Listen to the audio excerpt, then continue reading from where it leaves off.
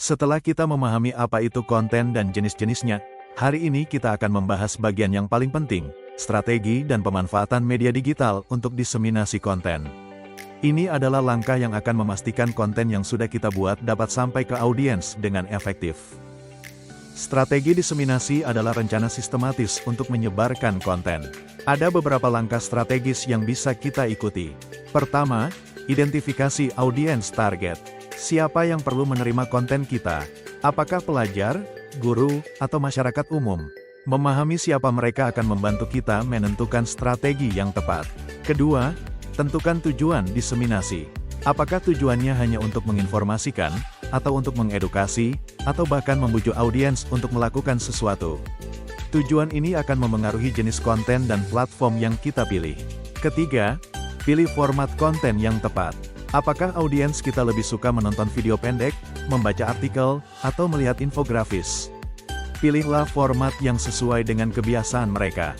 Keempat, pilih kanal distribusi yang efisien. Kita punya banyak pilihan, media sosial, email newsletter, grup pesan, atau bahkan website resmi.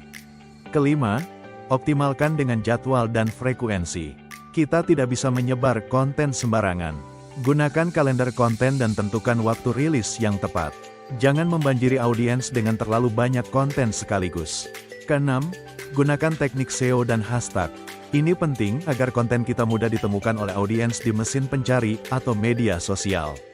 Ketujuh, lakukan kolaborasi. Bekerja sama dengan tokoh atau influencer yang dipercaya oleh audiens kita dapat memperluas jangkauan. Terakhir, ukur dampak dan evaluasi.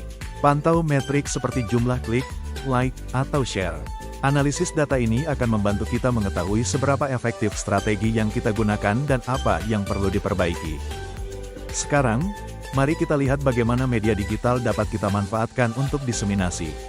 Media sosial adalah salah satu alat paling kuat. Kita bisa menyebarkan informasi, kampanye, atau edukasi secara masif, dan berinteraksi langsung dengan audiens melalui komentar atau sesi live. YouTube dan video streaming sangat efektif untuk menyampaikan materi yang lebih kompleks seperti tutorial atau kuliah online, karena kontennya bisa ditonton ulang kapan saja. Blog dan website berfungsi untuk menyediakan artikel informatif atau panduan yang mendalam.